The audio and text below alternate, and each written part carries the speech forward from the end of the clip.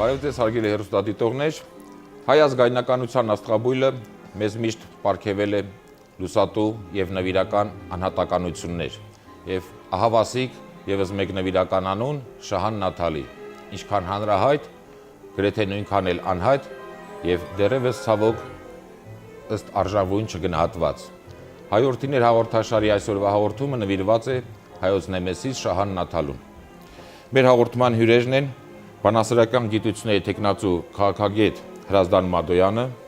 եւ Խաչատուր Աբովյանի անվան հայկական պետական մանկավարժական համալսարանի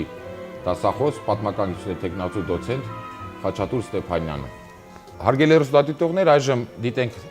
Շահան Նաթալու կենսագրությանը նվիրված փոքրիկ տեսանյութ, որից հետո կվերադառնանք կրկին տաղավար։ Շահան Նաթալի, Հակոբ Տեր-Հակոբյան, ծնվել է հայոց Խարբերդ գավառի Հուսեյնի գյուղում 1884 թվականին։ Նախնական կրթությունը ստացել է ծննդավայրում։ 1895 թվականին թուրքերի կողմից բազմաթիվ ազգականների հետ սպանվել է հայրը։ Մեկ տարի հաճախելով Խարբերդի Եփրատ քոլեջը, 1896 թվականին ուղարկվել է Կոնստանտնուպոլսի Սուրբ Հակոբի որբանոց։ 1897-ից 1900 թվականները սովորել է Կոնստանտնուպոլսի Պերպերյան վարժարանում, որտեղ աշակերտել է հայտնի մանկավարժ Շահան Պերպերյանին, ում անունն էլ խորին հարգանքից ելնելով վերցրել է որպես սեփական անուն։ 1901-ից 1904 թվականները ուսուցիչ է աշխատել ծննդավայրում։ 1904 թվականին Խարբերդում ընդգրկվել է Հոյդա շարքերը, կուսակցության մեջ մնալով մինչև 1920-ականների վերջը։ 1909 թվականին Ադանայի կոտորածից հետո գաղթել է Ամերիկայի Միացյալ Նահանգներ։ 1910-ից 1912 թվականները սովորել է Բոստոնի համալսարանում։ 1919 թվականի սեպտեմբեր-հոկտեմբերին մասնակցել է Երևանում կայացած Հոյդա 9-րդ ընդհանուր ժողովին, ուր ընտրվել է Նեմեսիս վրիժառու ծրագրի պատասխանատու մարմնի ղեկավար։ Նրա առաջնորդությամբ Սողոմոն Թեյլերյանը, Արշավիր Շիրակյանը, Արամ Երկանյանը եւ Միսակ Թորլաքյանը իրականացրել են հայ ոգու վրիժառու պարտքը։ Անձամբ Թեյլերյանին Շահանը տվել է հետևյալ հրահանգը. կպայթեցնես գանգը թիվ 1 ազգասպանի եւ չես փորձեր փախչիլ, կկանգնիս տեղդ, ոտքդ սատակին վրա ու կհանձնվիս ոստիկաններուն, որոնք կուգան ու կձերբակալեն քեզ։ Նրա նպատակն էր Թեյլերյանի դատը վերածել թրքության քաղաքական դատավարության, ինչը հաջողվեց։ 1928-ից 1929 թվականները Փարիզում հայ գնդունիի հետ խմբագրել է Ազատամարդ թերթը։ 1961 թվականին այցելել է Երևան, վախճանվել է 1983 թվականի ապրիլի 18-ին եւ թաղվել Օտար Բոստոնում։ Բարի գալուց պարոնայք, շնորհակալություն հավերը ընդունելու համար։ Պարոն Մադոյան, Շահան Նաթալի եւ Նեմեսիս անունները գրեթե նույնականացված են։ Նաթալի ասելով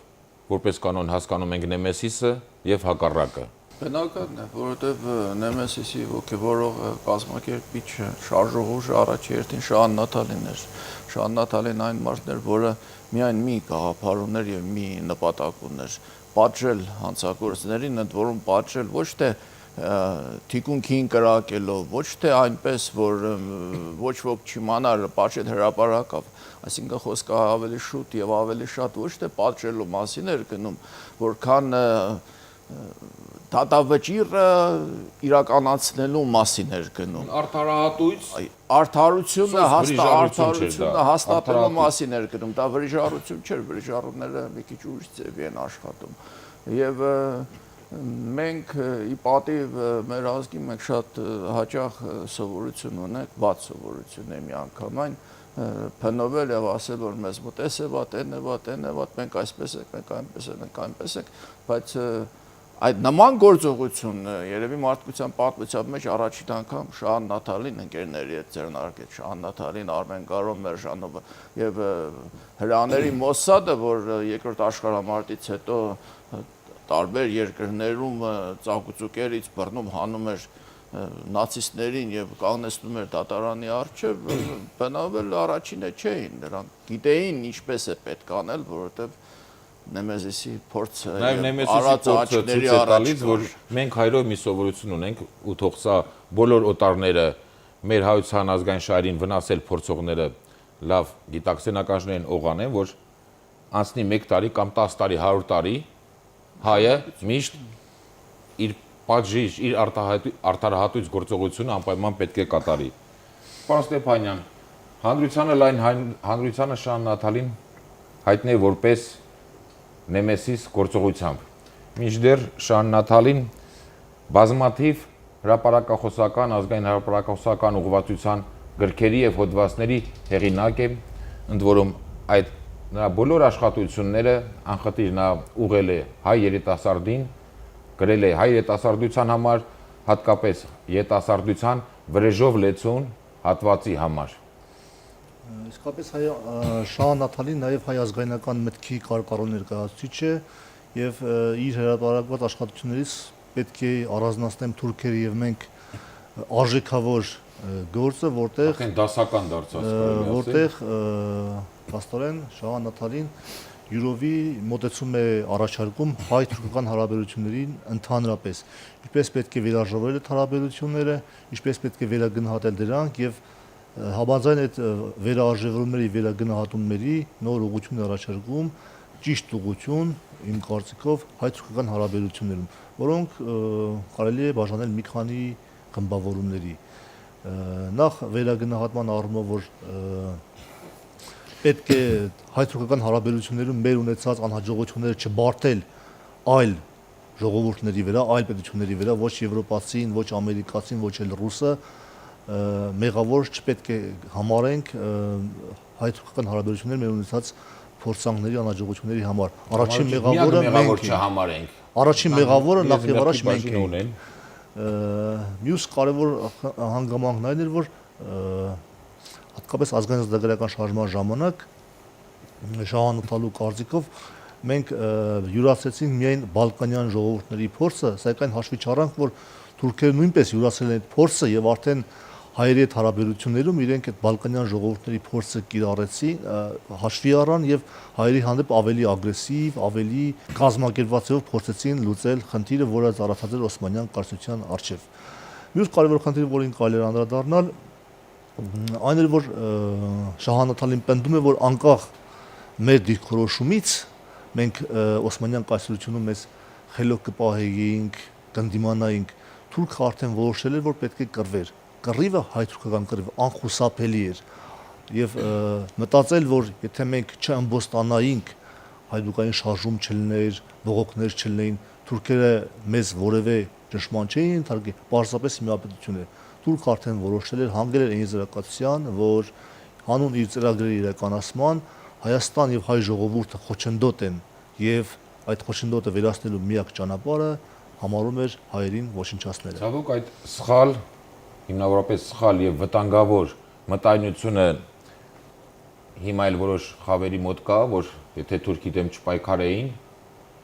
չէ լինի ցեղասպանությունը, միջդեռ դա պլանավորված պետական քաղաքականություն էր։ Պարոն Մադոյան, խոսվեց արդեն Շահան Նաթալու դասական դարձած թուրքերի եւ մեկ աշխատության մասին, իդեպ ունեցել է հայերեն լեզվով 4 հրատարակություն, դուք այս աշխատությունը ներկայացրել եք նաեւ առաջին փորձն եք կատարել օտար թարգմանել եմ ռուսերեն, մտածելով, որ այդ աշխատությունն ավելի շատ, եթե ոչ ավելի, եթե ոչ նույնքան, ապա, եթե ոչ ավելի շատ, ապա գոնե նույնքան անհրաժեշտ է նաեւ այն հայերին, որոնք այսօր Հայաստանից դուրս են ապրում, եւ մասնավորապես նրանց, ովքեր ճակատագրի բերումով այսօր ապրում են Ռուսաստանում եւ երկրորդ սերունդը, որոնց երկրորդ սերունդը արդեն դառնում է ռուսախոս։ Աշխատությունը մեզ համար պետք է լինի առօրյա գիրք եւ ամեն օրվա ընթերցանության առարկա, այնպես ինչպես մենք տեսականորեն գոնե առավոտյան հարմերն ենք ասում արտանալուց, երկրորդ բանը հարմերից հետո պետք է լինի թուրքերը եւ մենք գիրքը բանալը։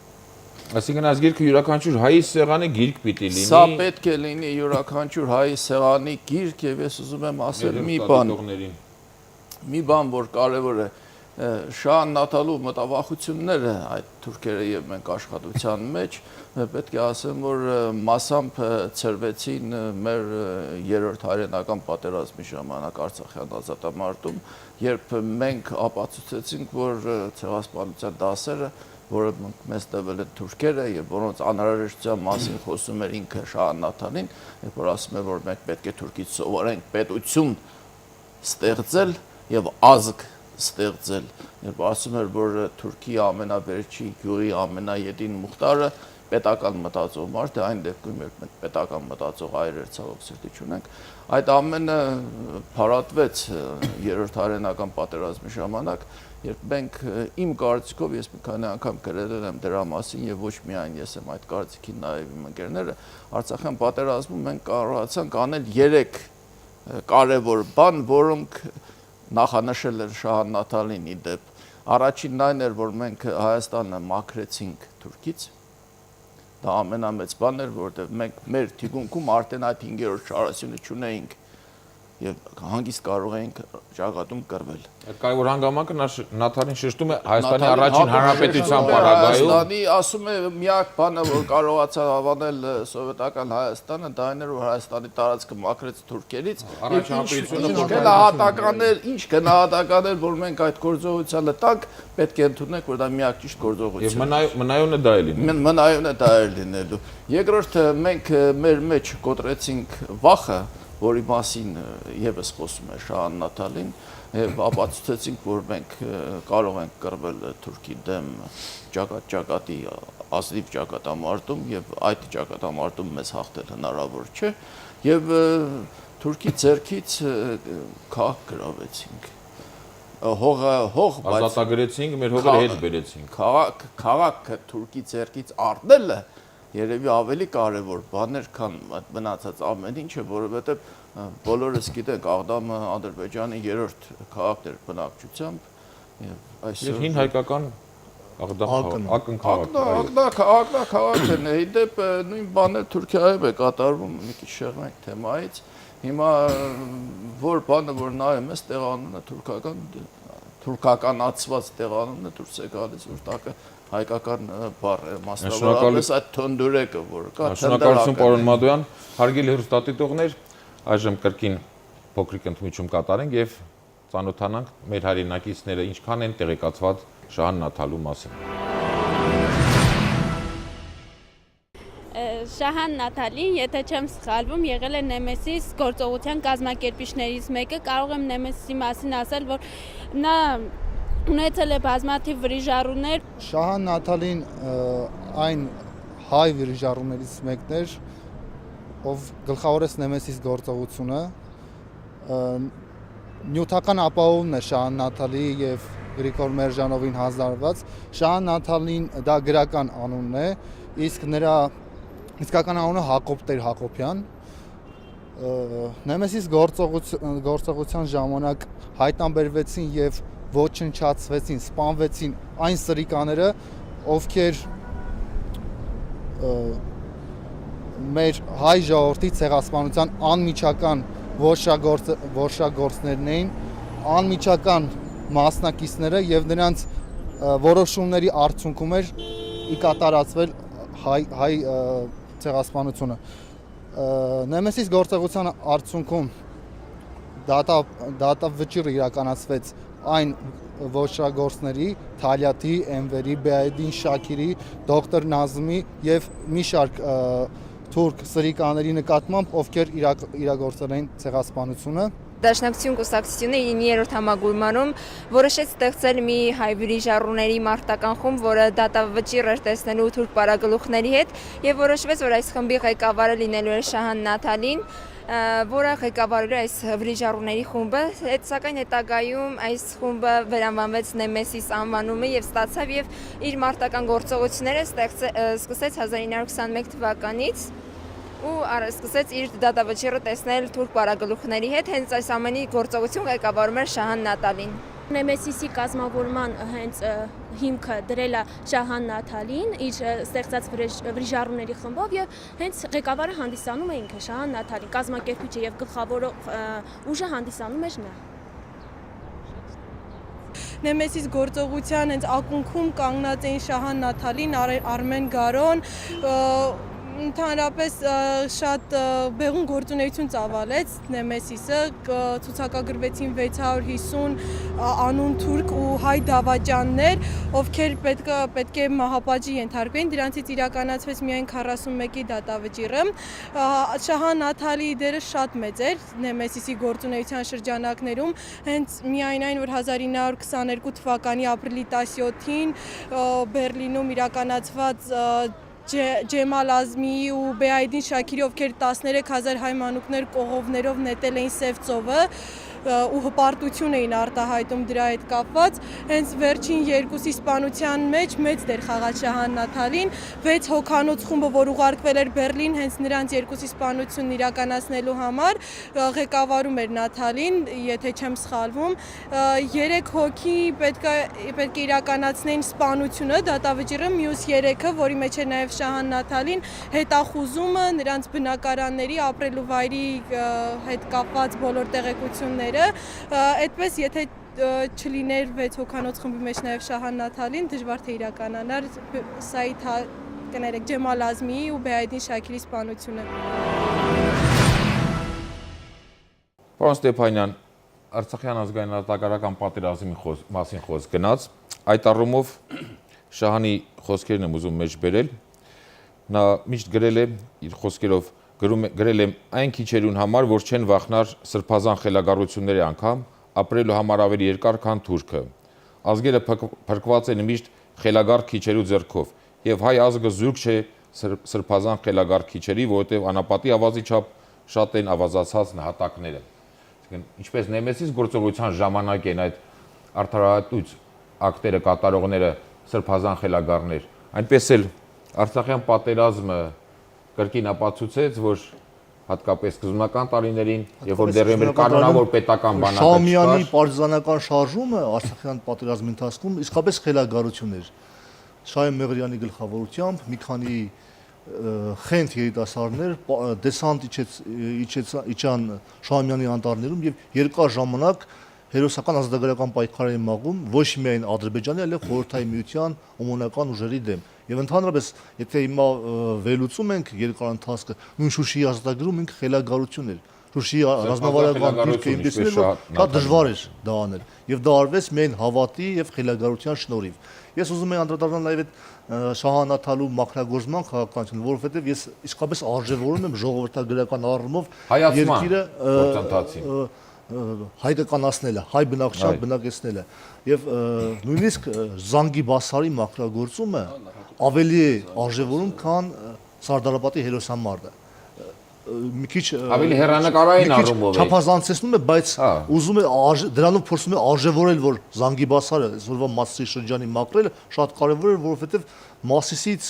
Երևան թամենը մի քանի կիլոմետր է։ Երևանի թիկունքում է։ Հայաստանի Հանրապետության մայրաքաղաք Երևանից արտաշատ գնալու համար հասնելու է մի քանի թուրքական բնակավայրեր, որոնք խոչընդոտ են ստեղծում առաջին հանրապետության տարիներին եւ իսկապես առաջին հանրապետության կարևորագույն գործերից մեկը հենց Արարատյան դաշտավայրի մաքրագործումն էր։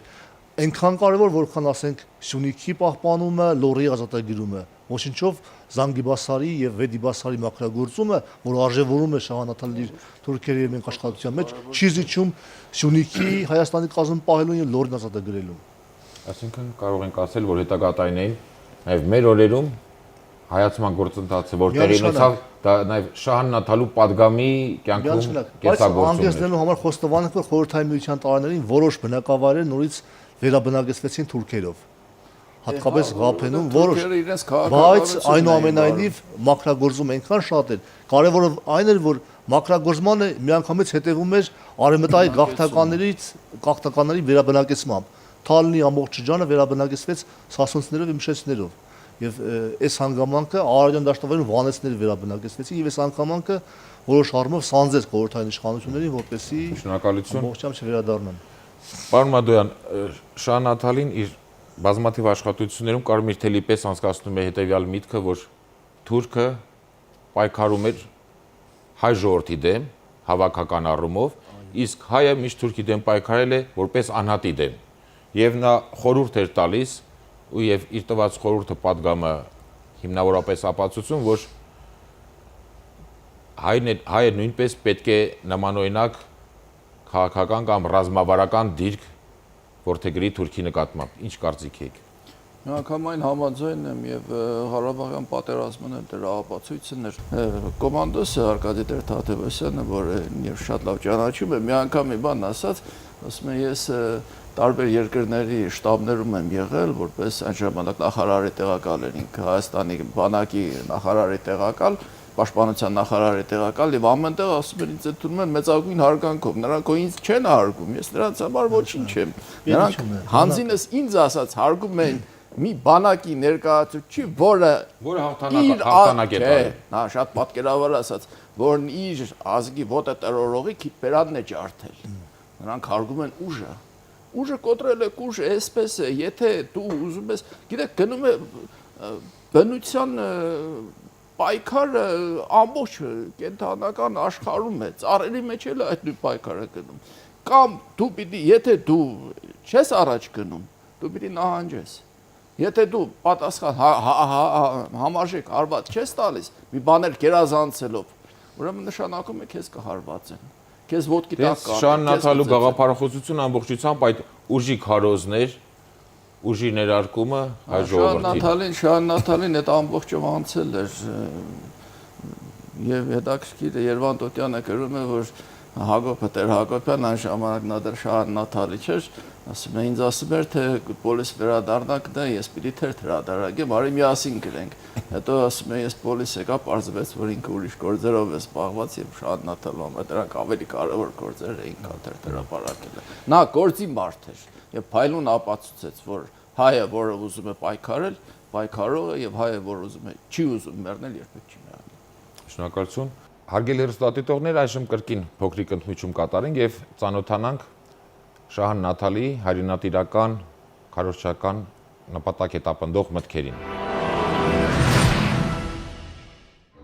Մեկ է վրեժը եւ հայն անոր առաքյալն է։ Վրեժեն զատ Աստված չպաշտես։ Քաղաքագիտությունը գիտություն մնե ավելի նուրբ, քան որևէ գիտություն, եւ անոր համալսարանը պետական կյանքն է։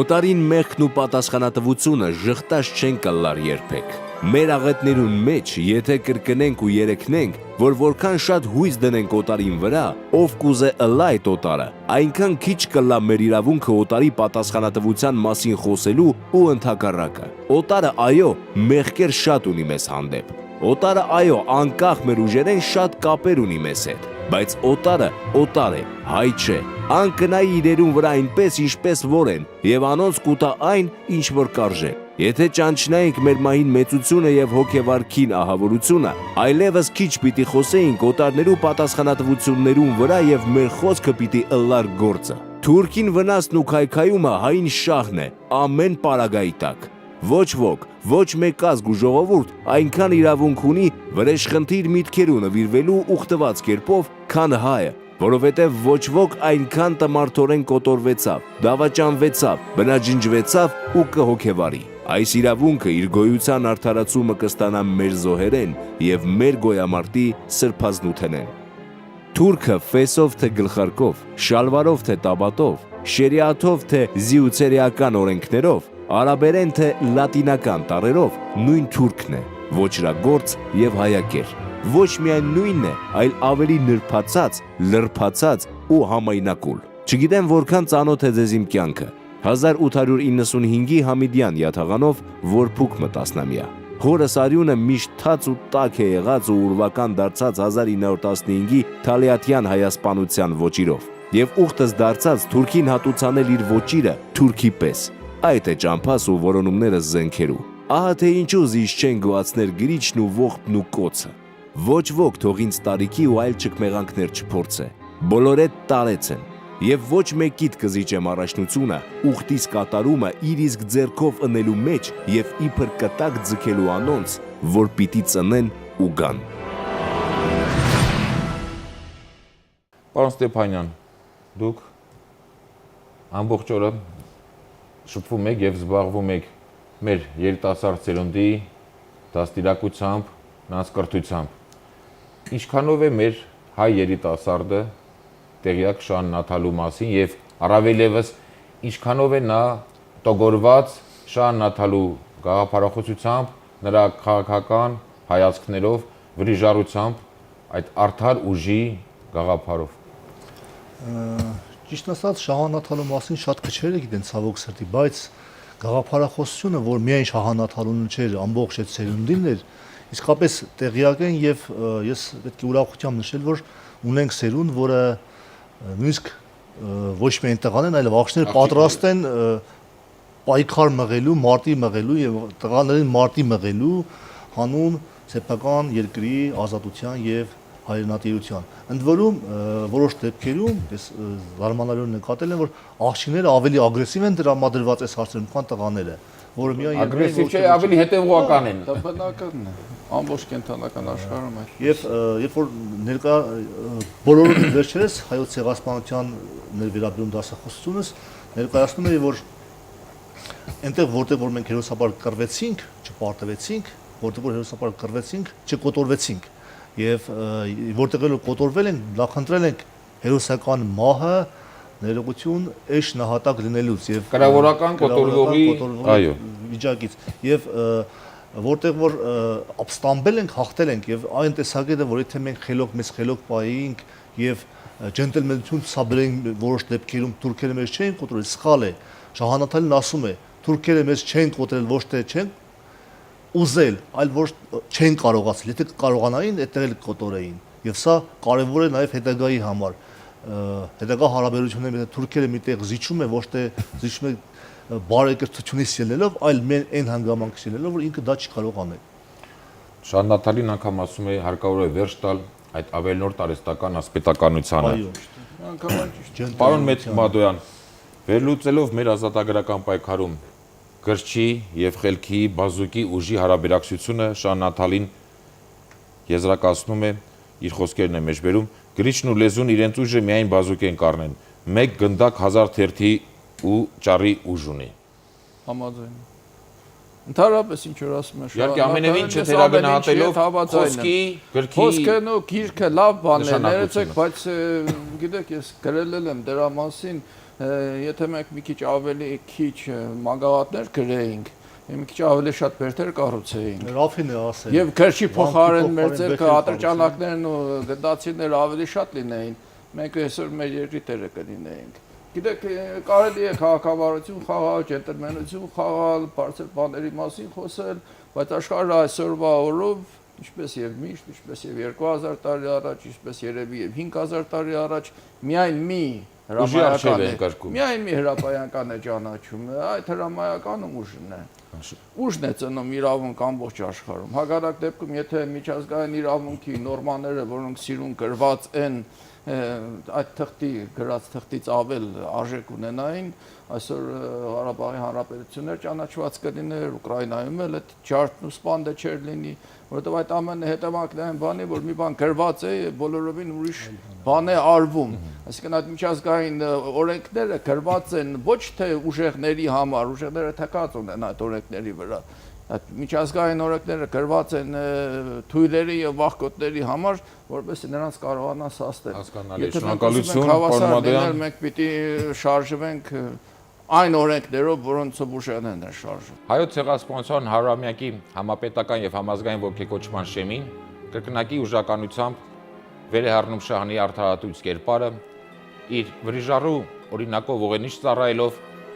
մեր սահմանապար նորորյա հերոս զինվորներին։ Հարգելի հեռուստադիտողներ, այսօրվա հաղորդումը նվիրված է Շահանաթալիին, հաջորդ հաղորդմանը կներկայացնենք Գարեգին Նժդեհին։ Առայժմ այսքանը, ճանաչենք հայրենիներին։